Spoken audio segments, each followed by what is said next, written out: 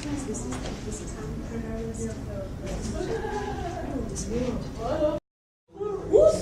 plant is this? One of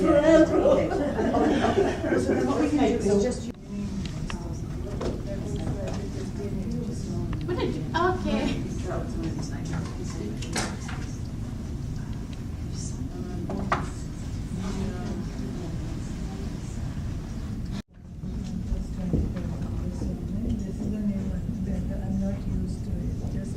Of our input, if you can show the film projected that you can take a picture from everywhere apart from home, because now we are trying to show that these homeless are displaced, so they doesn't have any home anymore.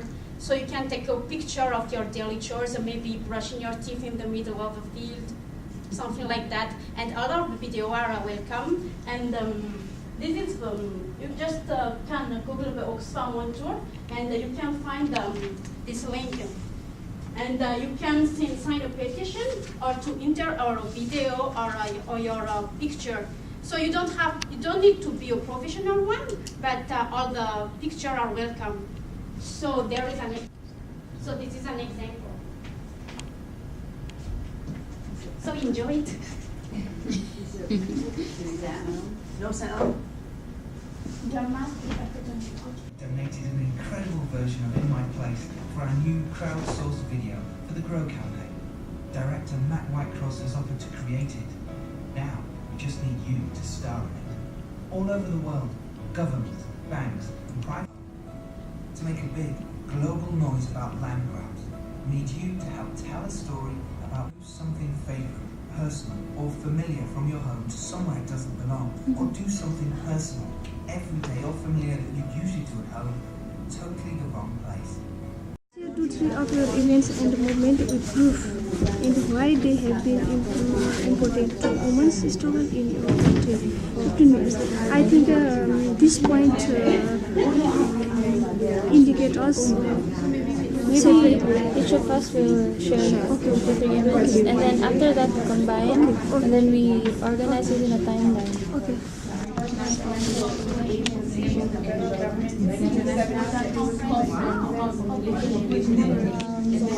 We passed Republic Act 9262, which is the anti-violence against women and anti-violence against women. Oh, sorry. Yeah, violence against women and children.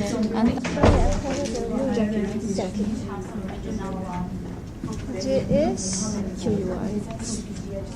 JAC and QUY. That's a silent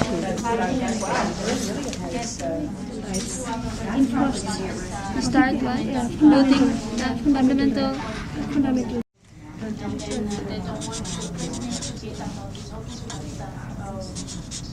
Declaration? Yeah. I don't know if our country is also part of it. Yeah, Philippines. I think Patriarchal. patriarchy means it is the father's property. Ah, right. Yeah? Patriarchal. Patriarchal system, perhaps.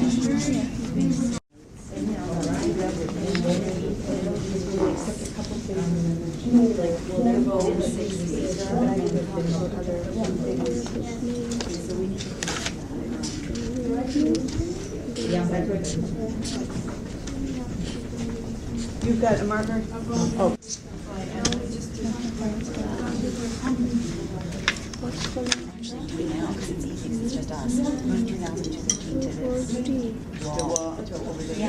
Yeah. Is there not? No, probably. We're learning more specifically what you do generally. Because you are living Learning lessons takes 2 grades. Yes. Oh, yeah.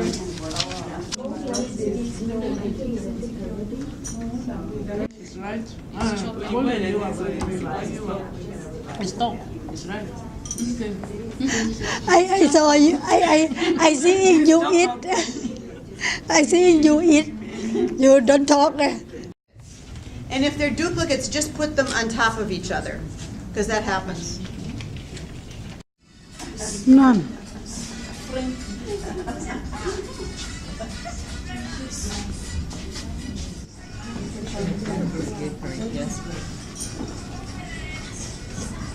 Yeah, this is your own. I saw her in concert in Mozambique.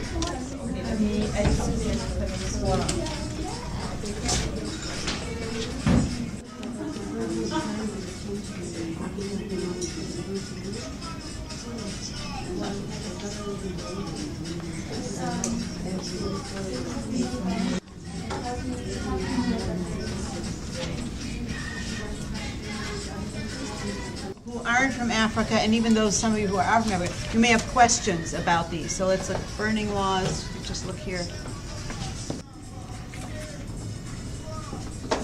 So.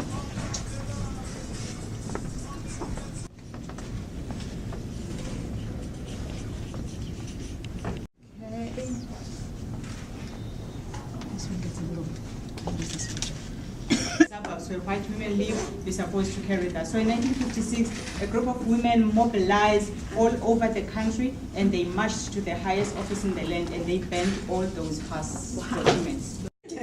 Yes, but I think also in terms of the constitutions in the countries that we were doing, we see it was noted that there was less participation of women, but efforts were made to make sure that women are involved in the drafting of the constitution in 2010. Also, For the time being, yeah.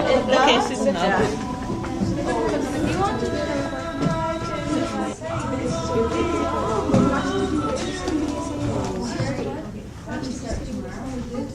And then here we'll do a little.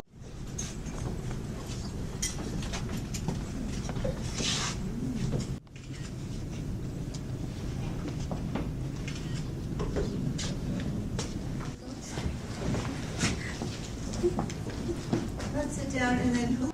During the colonial period, But wait a minute, Christine, can we do it maybe in chronological order? so during the pre-1900s, women were discriminated and women are forced into marriage against their will, and sometimes husbands would sell their wives to become slaves. But this stopped during the time of these two women who fought against these abuses and inspired the passage of law that focuses on non-violence and non-discrimination. So women were very active in not just in providing meals to the revolutionary groups, but also engaging. And the The first provision, which was integrated in the Philippine Constitution, that talks about gender equity. And because of that, it results into this in the 1980s, wherein there's a first woman in the parliament, by virtue of the inclusion of women's So it set the stage for who installed democracy in our country after a long period of dictatorship. And at least among of them, Tharu indigenous caste is very, very discriminated by the government and state. So the Tharu is known as a bonded labor. Bonded The labor. upper caste called the Brahman, Kshetri, they kept Tharus like a bonded labor to their home. Like almost they slaves. they used to Tharu for their farm work in domestic work. So even the Tharu family did not get wages.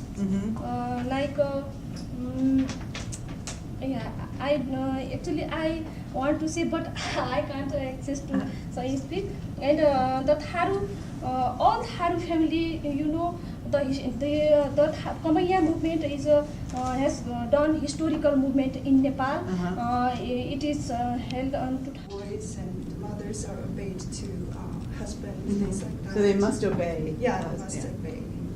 So again, it was the patriarchy in the Chinese context. Okay.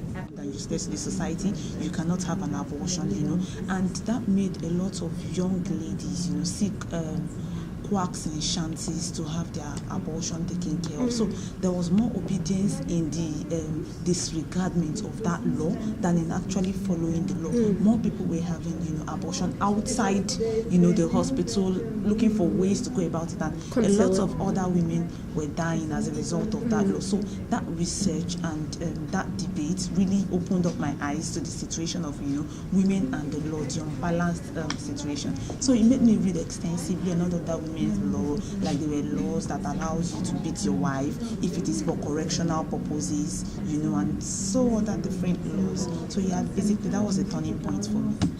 Kishori?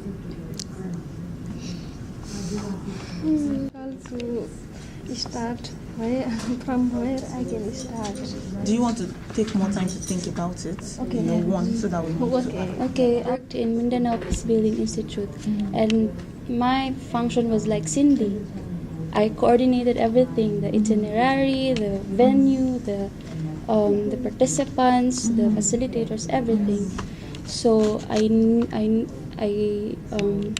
I took charge of the itineraries of the participants, and we had around 120 participants from 22 countries for 3-week course. Wow.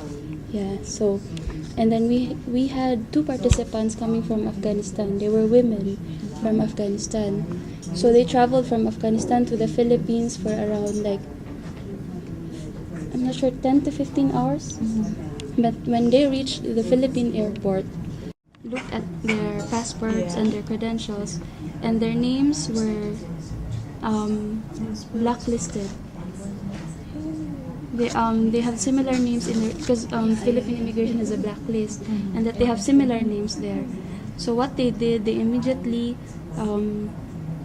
sent the 2 participants back to the plane, back to their country, without any due process, without asking them anything, without even contacting us as the organizers. So imagine my stress that, as like Cindy, what would she feel if like one of us will not be able to make it here, and that we are already here in Canada and will be immediately sent back home.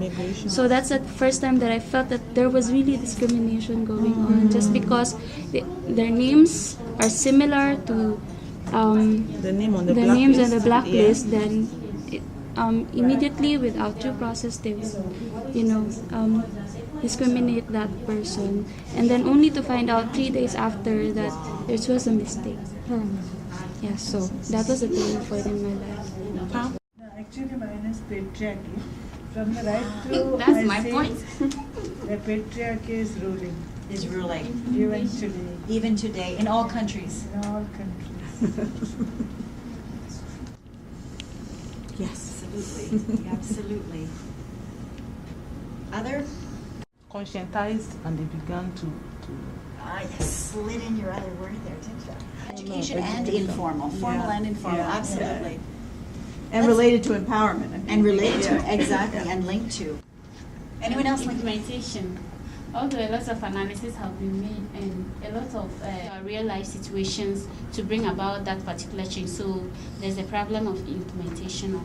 Absolutely. And does this relate to your point about legal amendments? Well, absolutely. We have these legal amendments, but do they get implemented? Do they get taken up? Do people in rural, remote areas understand their rights? Absolutely. What else? Because like we were just discussing in Kenya, I don't know in Africa, I don't know the exact country, but the women's genitals, they are being cut. And then in Pakistan, as I told you about the rape, that even if they get raped, they can't really do anything about it. So it's somebody else who are deciding from them, and basically men, and they don't have the right to their own body. Absolutely, your own basic. and not only that, raped, woman is raped. She is, I think, given those lashes. Yes, she's given the lashes for being raped. Absolutely. Or she's forced into marriage. She's raped and then forced into marriage because she's been soiled. Yes, absolutely. Yes. So tied up with a lot of different issues. Pablo and then Saro and then Christine. When you look compared to that side, there's been a lot of organizing. But even then, even if there's organizing, women are coming together and doing stuff for themselves, there's always something that will sort of like take women back. You know, there's these forces that maybe sometimes we cannot identify them easily, that they are taking us back, but it's like they are always there. Actually, that voice in our organizing, and sometimes are not so easy to identify. As I was saying in Canada, very insidious, happening behind closed doors. So absolutely, absolutely. Now I've lost my, yes. So the right to my own cultural thing, and most of the struggles that are fought is related to this. Yes, absolutely. And maybe religion as well. Yes. Religion and culture. We didn't have religion. Oh, it's not there, but let's add it. Yes, absolutely. We're going to add from across nations. As you can see, before we usually do mass mobilizations, face-to-face mobilizations, protests, rallies, but right now we can have social media as a powerful tool to advance women's struggles, and we can support not only the women's rights in our own country, but even in other countries. And so it's so much easier to do that and to support each other nowadays. From the board, like, there hasn't been a stop. There has been like a momentum that's always been growing, and one of the whole reason why that's been happening is because of communication. Yes. It enhances. I was looking at all these, it just hit me just now, just reflecting. And I'm looking at all these goals, the MDGs, this forum, the other forum, and this policy, and the other policy. And it's just a question. I'm wondering, are these policies, like I said, I think in the beginning, do they directly relate with the communities? I'm looking at this. Like, we have so many policies and plans set in the, 2000, 2013. And then I'm looking at this bit where there were not that many policies, but there was more of community voice. The community standing up, the Antigonish one is an example, and how when communities have a voice, then there's power in that movement. Yes. Big foundation for change, especially when I look at China, because there are so many opportunities for women to participate in business, in a lot of other work, and because of that, women are raising questions about disparities, about poverty, about rights for women, things like that. And then when you look at North America, Canada, or the U.S., women have started questioning about gay marriage, same sex. Those are the issues that we have really not talked in great detail. Yes, absolutely. So very interesting that so many. I mean, I found it really interesting this morning thinking Nigerian market women. The person who started the Arab Spring was a market vendor, who self-emulated in Tunisia. I mean, it's fascinating. This is a person selling on the street who said, enough, so there's something interesting. Other comments? I just wanted to know that market women, there is a power that is behind the economy that is different from education or formal or informal. So when somebody has money, there is a kind of backing and independence that goes with that. Absolutely. There is power behind. I mean, the business in her own name, it makes all the difference. And what does this one mean? That was Kisuri. Kisuri. I would like to say something about the community feminism. It is the main focus area of Nepal. Actually, under this status, the 5 to 14 years child brought for the household. Domestic work. Domestic work. Yeah, okay, domestic yes. work. So these types of exploitation affect women's status. Yes. This kind of exploitation. Because the child did not get education, did not get any kinds of awareness, everything far from her. So it is really very big challenge to make a status for women, not only Nepal. I think it is effect on all over the world. So for all women, yeah. across the globe, regardless of where we're from, our backgrounds. And so it's interesting to come together on that analysis. Okay, if we can take our seat. So bravo. I mean, that was quite amazing, I think. It's very different because in Africa it's much more energetic. Really correspond to what we're talking about. That's all right. Yes.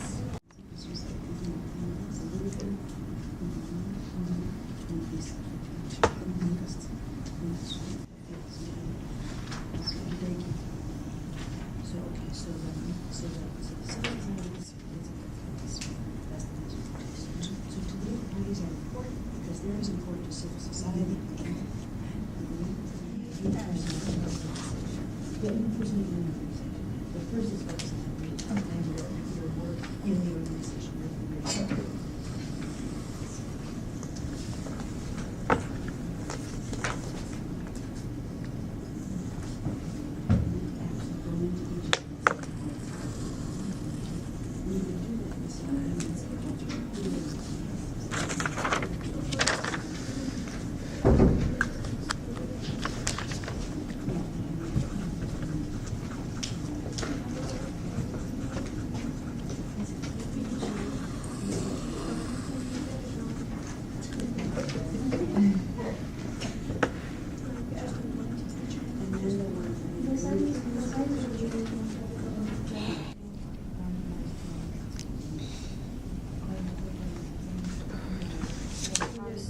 It is not that I am felicitating, but it is that I am in some way followed by them. Yes, every time I work, every time, for example, I'm facilitating a training, and they want to know about this, want to know more about this.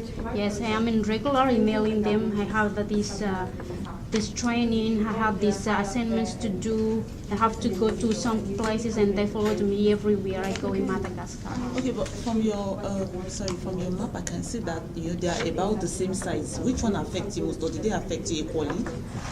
They affect every political parties, the government, the parties that hold the government society, which has good influence in my work, like UNDP, the WWF support, and also I am among a member of some international organization, so there will. In the civil society, although there are a gazillion organizations, non-profit organizations, non-governmental organizations, but somehow they have been in support of our work. But I feel that there are so many of them that it's not being productive anymore. 1 million contraceptives in schools, and you never see one.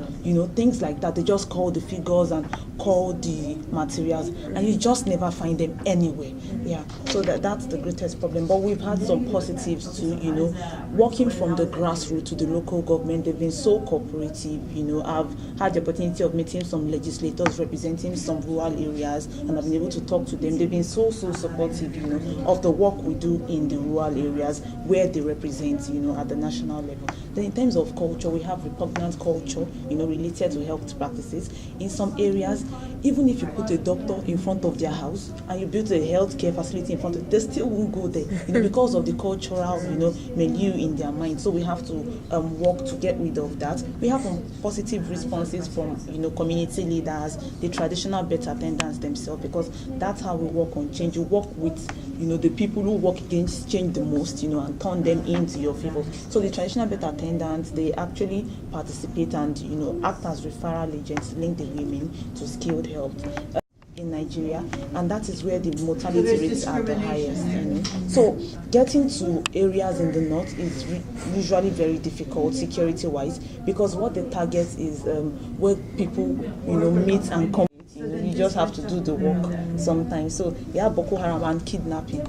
You stand the risk of being kidnapped. As you've touched on, but the important part is not the country, but it's the rising economy. Civil society, but in regards to what we're looking at, I don't know if other countries experience it, where you find that donors are putting monies in one. Let me call it a basket, and then the civil society has to go and draw from there. and I think it has a bit of influence also from the government. I don't know, how does it fit in this context that we're looking at? It certainly affects, instead of being a support to the movement and the mobilizing, the organizing, it's actually dividing influence, because how that's set up is very important, of course. And that's a dynamic that Ethical in a corporate world. Yes. Ethics in a corporate world. So it's not only profit driven, but then you have to have social responsibility. Yes. So if this concept can be strengthened, the corporate social different indicators. They looked at population, life expectancy, child mortality, wealth and poverty, and inequality. So they did kind of a quick and dirty chart about that. So that also might be interesting for you to look at. And to look at back issues, because they're all very critical. Here's one called Liberating the World from Development. Which might have some really interesting perspectives in it that you get some analysis from. And here's one we were talking about, the Millennium Development Goals. And this is their assessment on each of the Millennium Development Goals. How far we've really gone to meet them, what remains to be done, and kind of an analysis according to region. Then there's another, this is called Education for Changing Unions. So any of you who work also has some very wonderful pointers, again, on facilitation, on organizing workshops. It's very well done by some of the best people in Canada, really outstanding people who have worked all around the world. So they are bringing and drawing on their experiences from around the world.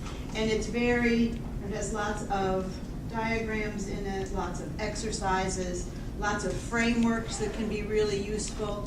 So this is another one, Education for Changing Unions. Yeah, it's another one that you might be interested in. Focus with a large group. And remember, you're taking and making space. I'm sure you're quite passionate about this. I'm going to ask you to be brief so that we can hear from different perspectives. It's really fascinating to hear where people are coming from. We come at it from very different understandings and interpretations. So ladies, let's hear from each other. To make something better out of themselves, rather than to just give them something in order for them to just keep getting and getting. And just like an example that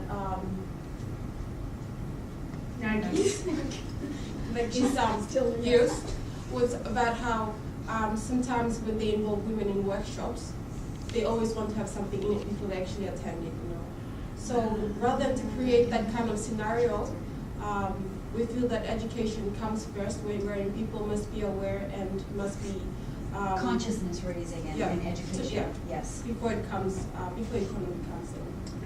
So son died because of oil something. So she came to me that the son could not excrete for 7 days, and she needed $10. I told her I have just $2. I gave her the $2. After 1 week, I went back to the community. The child had died. A month later, I went back. She is now a prostitute living in one place, and I wanted to train them tie and dye free with lunch. I went there. I told her there will be lunch every day for you, free 2-month tie and dye training. She told me, you will pay me per day what I will earn in this hotel as a prostitute if you want me to come for that 2 months. Not interested in my free education because she must feed the other 2 children. Yeah. We are not talking about going to this thing and collecting food and transport fare. We are talking about survival and living and being alive. People at the level and need for security, that it's going to be very difficult to raise consciousness and awareness unless there is some economic security there. And so that's the kind of intent behind, okay, so that's the intent behind the principle. But what's open for debate is whether that's true, whether you do need, as this group is arguing, some level of economic.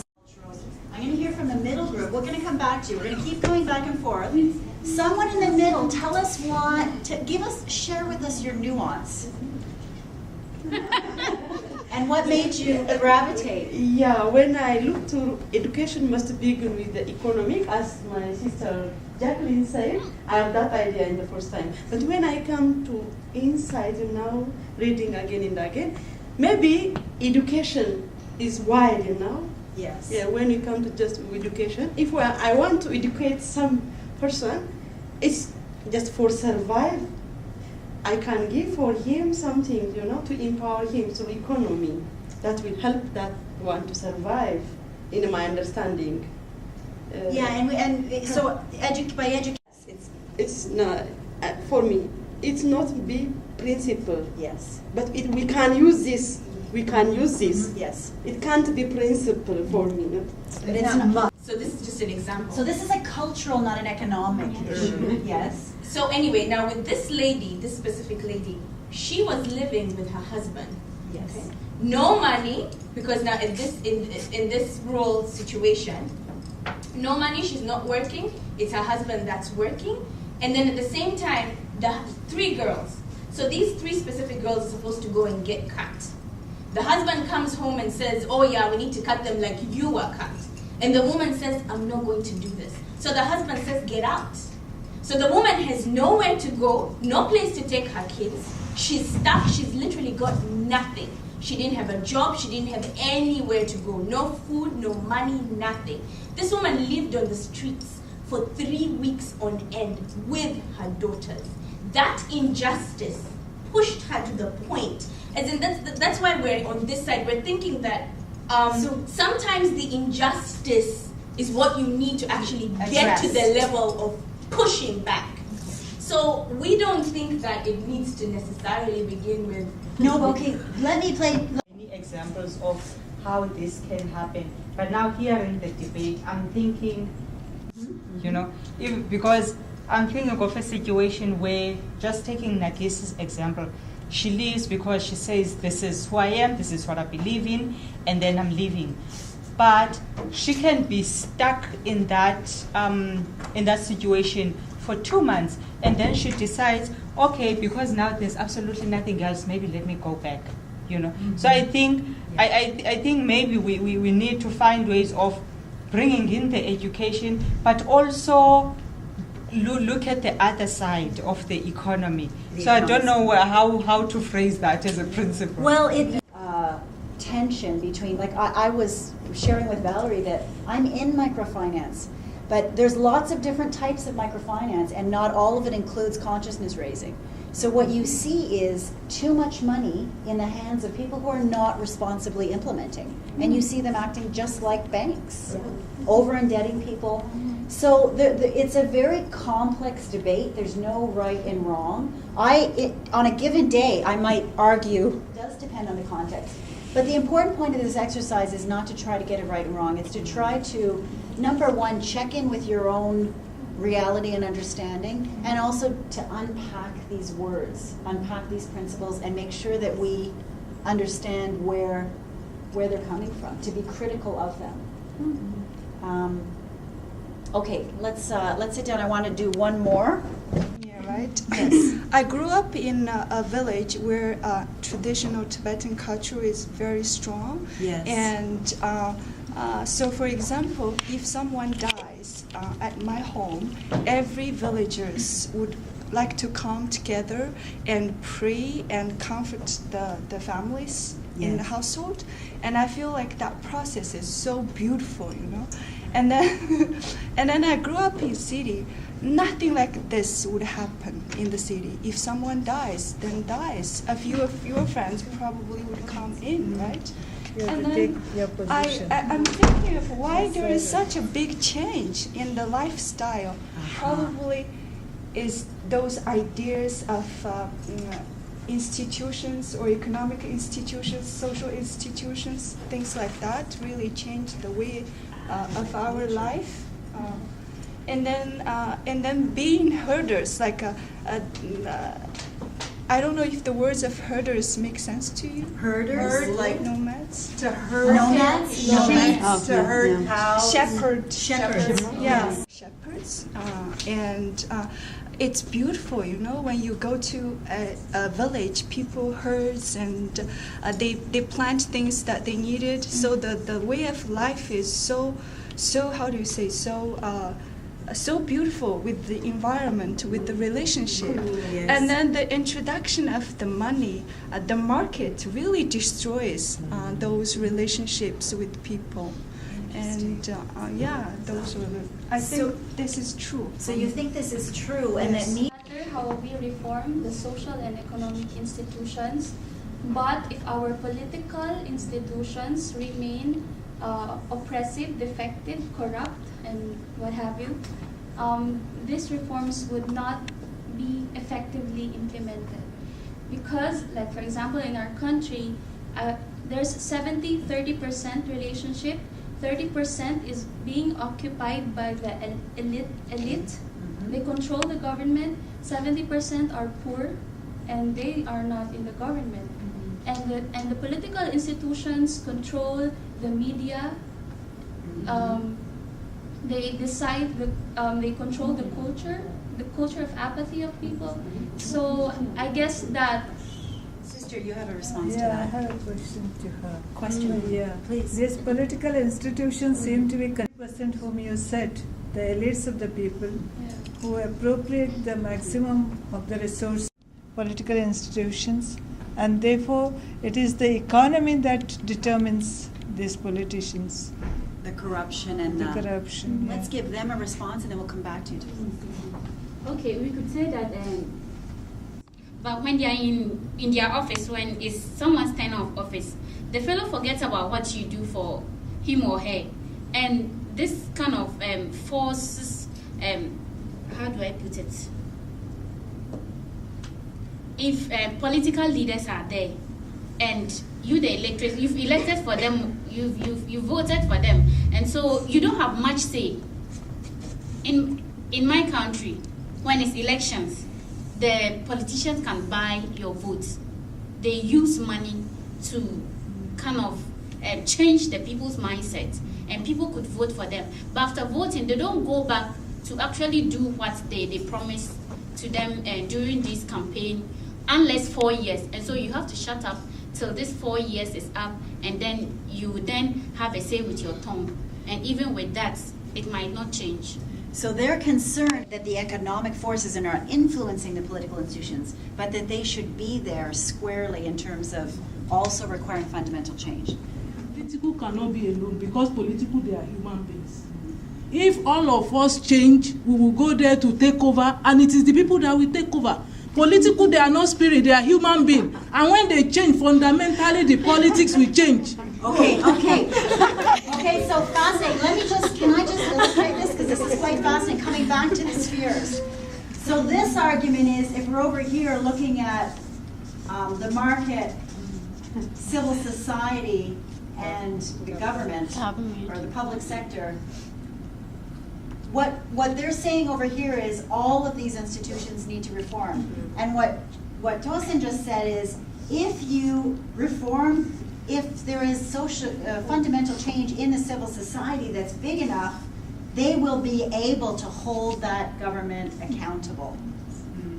It makes sense. I think that's what happened in the Arab Spring, because the civil society Reminds me, there is this workers' movement there, and they said that we can raise our own leaders. Workers, Marxists, I think it's Marxism, or what is the name of that movement? We can raise, we can become them, because we are changed, we are leaders. We can overthrow and take over the political reality. No, I don't believe in that. I don't believe, okay, we unpacked government, and there's government at all levels. Chiefs are government in some countries. Are you telling raise our own leaders, and yes, we can, go and take over that institution, but then at the same time, I think we're stronger when we have people on our side within that system. So that's just my thought. Yes. I don't know. Okay, let me just say, because in response to what you're saying, Tosin, I was involved in establishing an education system in that new revolutionary government. I was an advisor to the head of a literacy campaign. It was wonderful, and it all collapsed. Okay, it all collapsed. We were wonderful people. There were some fantastic people in there. But as part of what wasn't there was a change in the mindset, a change in that part which isn't necessary. I don't see it there now. Maybe it's there. No, it's the primacy of the individual. Yeah. Okay. This gets back to every individual. Okay, but then here, and this is what a lot of my friends, my women's rights activist friends would say about that. They would say, yes, institutions, and they would add mindsets or paradigms or consciousness and values. And so that, because the precious materials start they're also the mindsets and the values that many of us have. The patriarchy, the sexism, for example. Yes. So it's so that's where I want to say, yes, but I think we need to expand it some, right? So we can't be guaranteed by, because we're good individuals, we have a revolution, we overthrow a dictatorship, we fall into the same traps because essentially power does corrupt. And so it's how you develop the checks and balances in government and civil society to be able to continue with the revolutionary changes that we would all like to see. That's so, because let me tell you, I cried, and a lot of us have cried. And I think in South Africa, too, there's been tears. Because these great dreams that we have for our societies, when we really try to put them in place, they require a lot more. And it's just not the way the revolutionary groups say, change in the economic, it's not there anymore, changes in the economic and social institutions. It's much more profound. That's all. I'll get off my soapbox. And just to tie in this point, the institutions of any kind, unless it happens in the individual's consciousness. And so I think, again, good points were made across the board. We recognize the importance of allies. We recognize that fundamental change is about reforming everyone at an individual level. But that individual, the reason why, I mean, I like the spirit of the Antigonish principles, but it is important to unpack them. I think it's good that we, you know, it's powerful that it starts with the individual and moves to the societal. But I think it's a good questioning about the must. Is it a must? I mean, in my experience, women having assets is an important part of her voice. But is it always our starting point? That's an important thing for us to question. Is it always the thing we fund the economic? We have to unpack it at different levels. And then back to group action and up to the institutions. So what we want to keep thinking of as we move forward is how we, not just in our work, but in ourselves, work from our own consciousness raising up to our areas of influence and leverage in all those spheres. So break. And continue conversation. Deep breath.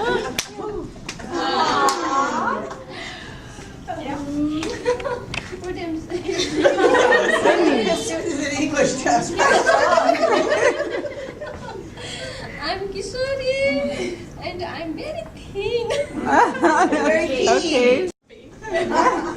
Chopping. I'm Madame Peju, and I'm awesome.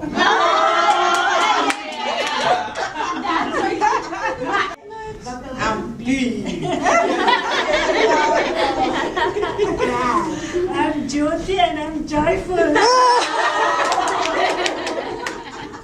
I'm Nargis, and I'm nice.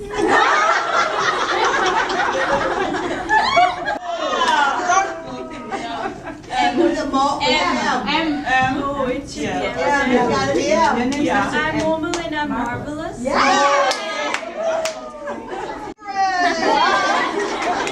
I'm Nancy and I'm nutty. There's too many of you. There's two at the back table. So once you...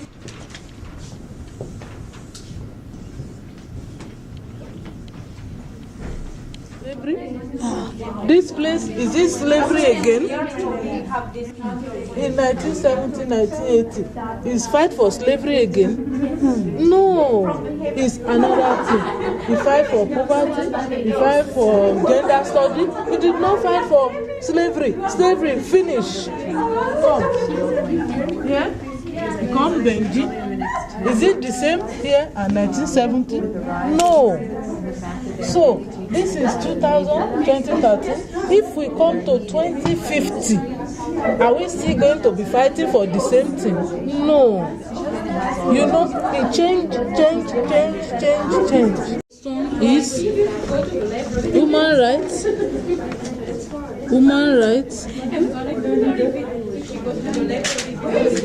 guarantor of freedom, justice, peace. Now, if human rights fail, then we look for laws. The laws we put into effect, the law by states and by United Nations. Now you understand. We fight physical against oppression and tyranny. Declaration of Human Rights. Human beings will be left with no choice other than staging a rebellion against tyranny and oppression. We felt that the common man will look up unto human rights. It's a guarantor of our freedom, justice, and peace. And in a situation whereby this is not granted, then we go to the hope of the common man.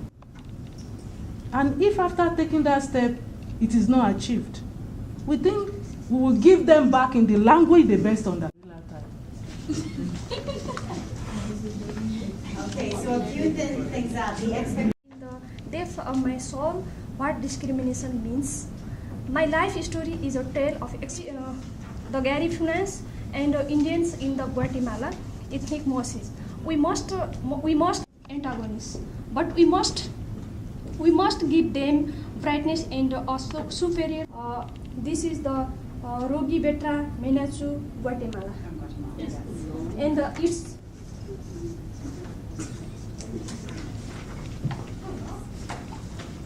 Use of rape and abuse for women, which is comparatively very high compared to men. That we had. We said we agreed to say opposition is vital. If you're in a position of leadership, we have to take criticism. It is true criticism that will be felt, because we'll be able to reflect and sit down and analyze why is it that they are opposing. Am I doing something wrong, or am I doing something right?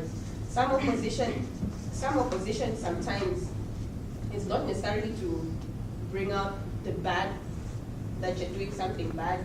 It could be that you're doing something wrong.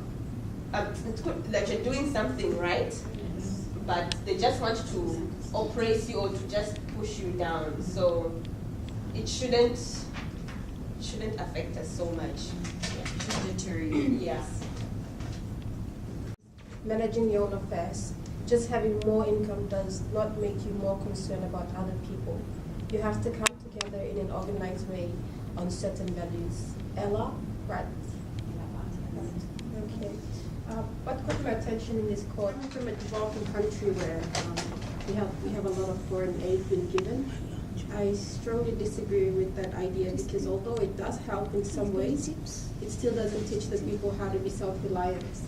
And that's something that I believe that people lack, and until the people are able to learn how to provide for themselves, I think it will be a key stepping stone towards addressing their needs as well.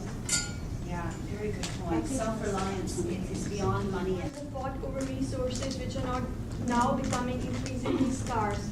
If we conserve the resources better, fighting over them would not occur. So protecting the global environment is directly related to securing peace. Those of us who understand the complex concept of the environment have the burden to act. We must not tire, we must not give up, we must persist. So the court basically talks about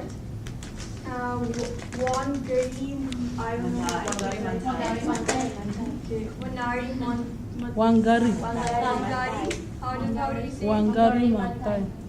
Maathai. Significance of environment and how preserving the environment is linked with the wars that we have fought over the resources. The court says that had we focused more on conserving those resources, we wouldn't have, fought all of these three different spheres again, or rights, environmental, economic, political, and wrapping them up